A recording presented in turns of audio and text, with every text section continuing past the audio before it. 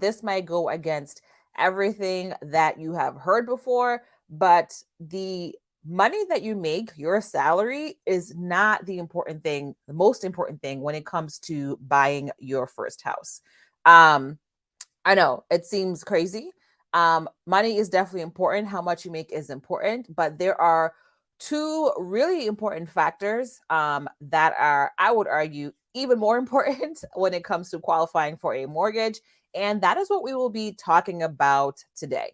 Now, if this is the first time that we are meeting, my name is Nobu Musekiwa, and I help women go from confused and frustrated about their credit score to excited and ready to apply for a mortgage for their first house. So if that sounds like something that's interesting to you, go ahead and subscribe to this channel so you don't miss any future videos or any future episodes of discussions like these.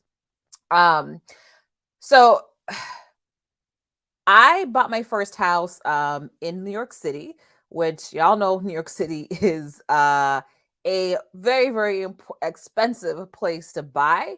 And so I'm going to ask y'all, like, how much do you think that I was making? What do you think my salary was when I bought that first house? Drop your guesses in the comments, and I will let you know what the answer to that is at the end of this video. So make sure you watch till the end. Now, when I bought that first house, I definitely had no idea what the home buying process was going to be like. It was super stressful. And I made it through. And when I got approved for my mortgage, I was pretty surprised about how much I was able to qualify for. So I have done a couple other mortgage transactions. So there's a few things that I've learned along the way. And knowing these two things, knowing how these other two things are going to impact how much you can qualify for, or if you can even qualify, might actually open up doors that you might think are closed already. So don't forget to drop in the comments how much you think I was making when I bought my first house in New York City. So before we get into these two factors that are important for you to know about besides your income, let's first talk about mortgages and lenders. So if you haven't started looking at mortgages yet, it may feel like there are all these different types of loans and you're not sure who to go with or what kind of loan to apply for. But in reality, most mortgages that are originated in the US are either an FHA loan or a conventional loan. Like those are the most popular loans that are used for first-time home buyers. And so no matter what bank you're going to, whether it's a regular bank, a credit union, whether it's a brokerage, like no matter who you're getting your loan from, you're probably going to get one of those two types of loans. So when we're talking about, these two things that are important for you to know in addition to your salary, the backdrop is that we're talking about FHA and conventional loans, which is what you are probably going to be looking at when you are buying your first house. Before I continue, make sure you let me know where you are watching from. I'm curious. Drop in the comments where you are. I am currently in New Hampshire. I'm hanging out at my parents for a little bit. Let me know where you're watching from, and make sure if you have any questions throughout, just drop your questions. I will be checking the comments and I will respond to those as I see those. So, all right. So when it comes to how much money you make, your salary, realistically, you can get approved for a mortgage no matter how much you make, right? So even if you don't make a lot of money, that actually doesn't take you out of the game in terms of getting a mortgage. There's no minimum amount of income for you to get a mortgage. What your salary is impacting is going to be how much of a mortgage you can get. But when it comes to, those two loans, the FHA or conventional loans, there are some guidelines. So there are some must-haves when lenders are going through and approving these loans. And like the money that you make is not going to take you out of the game. But something that will take you out of the game is your credit score. So that's one of the important things that is important for you to know about that can actually completely bar you from getting a mortgage to buy your first house. So with the FHA and conventional loans, with those two loans that are most common, the reason why a lot of lenders use these or give out these loans is that these loans are backed by the government, right? So if, for example, you don't pay, there is an extra layer of security for the bank where they're going to sell this off, or it's going to be bought back by either Fannie Mae or Freddie Mac. And they aren't going to lose all their money. They're not going to lose their shirt, for example. There's like extra layers of insurance. And so, in order for the bank to have this extra protection to be able to sell this to the government, they have to have certain minimum criteria in order to make that happen. And one of those things is credit scores. So, whether you're getting an FHA loan or a conventional loan, there is a minimum number, a minimum credit score that you need to even be considered for those loans. So if you have less than that number, then you doesn't matter what your income is. You'd be making 400,000. Like, you cannot get this type of loan specifically. So for an FHA loan, you might be surprised that you only need a 580 credit score to be able to get this type of loan. And for the conventional loan, 620 is the minimum for that. Generally. So some banks will move that up a little bit because they want extra security. They want to be a little bit, they want less risk in loans that they're putting out. But generally, if you have a 580 credit score, you can get an FHA loan. Some banks go even lower than that. And if you have a 620 credit score, you can get a conventional mortgage. So the credit score is going to determine whether or not you can even get in the game, right? Now, in addition to having to meet those minimums for your credit score, something that your credit score is also going to impact is your interest rate, right? So banks are not loaning out money for mortgages because they want to be nice humans, right? They're lending out this money to make money.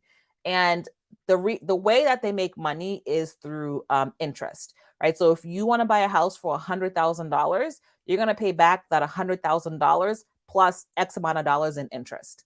And that rate is going to be determined, one, there's by just the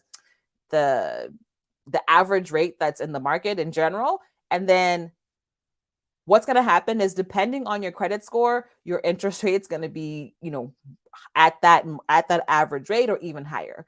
So right now, interest rates are around 7%. So in order to get that 7%, you need to be at a excellent credit score, right? So if you are at 740 and above, you're going to be getting that great rate. And the lower that your credit score is, the higher your interest rate is going to be, right? So if you're on that lower end, so if you have that 580 credit score, you don't expect to pay the best rate. You're going to have a higher interest rate because you are a riskier gamble for the bank.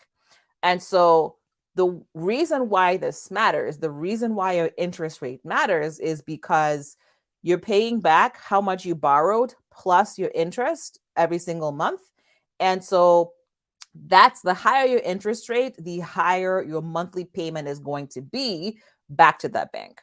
And this fact is going to tie in to that next piece, which is very, very important when you are getting qualified for your mortgage. So your credit score can be can get you out of the game because, one, you need a minimum to even get in the game, and then second, if your interest rate is too high, it's going to impact your monthly payments, which is then going to impact your ability to get this loan because of something which most people don't even talk about, most people don't even pay attention to, which is your debt.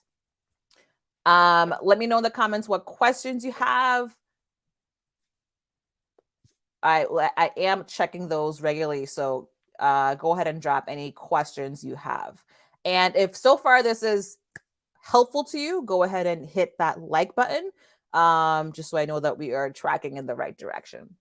So let's talk about your debt. So before we go into that, let's park our monthly payment for our mortgage in the back, and let's talk about the debt. In order for lenders to be able to get that extra assurance, like to get that loan backed by the government, they also have to follow the guidelines for something called debt to income ratio. So what that means is, when we look at how much you make every month compared to how much debt you have, it has to be below a specific number. So that specific number is going to depend slightly depending on what type of loan that you have. But let's just say, just in general, you want to be making, when you're looking at all the different debt that you have, it has to be less than 50% of your income. When we're thinking about debt, we're not talking about like the total number of loans you have. The lenders are looking at your monthly payments. So if you have a payment for a Chase credit card, that's $30 a month, and then a payment for your student loan, that's $150 a month, and then a payment for your car loan, that's $500 a month. They're going to add up that car loan payment plus your student loan payment plus your Chase card payment, and they are going to look at, compared to your income, what percentage of that debt is going, what percentage of your income is going towards that debt, right? It has to be below a certain amount. Now, when they take that debt you already have plus your potential mortgage payment and put those together, it cannot be more than 50%, sometimes 40%, depending on what type of loan you're getting specifically, right? So now the thing that a lot of people disregard is that when you're racking up all these different debts, so if you have 10 different credit cards, they all have balances on them and they all have monthly payments. You have a car loan that's $1,000 a month, which I think is crazy. Plus, people have car loans for $1,000 a month. And then you also have all your student loans. Maybe you have, 4 different loans and your total payment for that is $700 a month.